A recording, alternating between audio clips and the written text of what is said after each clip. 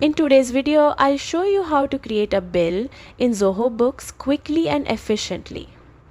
Keeping track of your bills is key to managing finances smoothly, and Zoho Books makes it simple. Don't forget to like and subscribe for more tutorials. Start by navigating to the Purchases menu on the left sidebar and click Bills.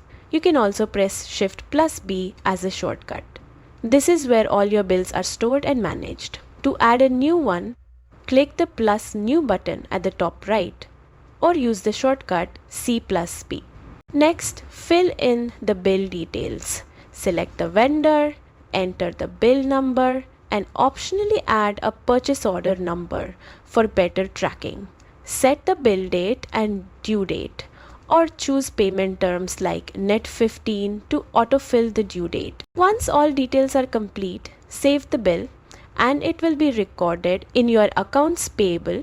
This helps you stay organized, track payments, and maintain accurate financial records. And that's it. You've successfully created a bill in Zoho Books, keeping your finances streamlined and up to date. Thanks for watching.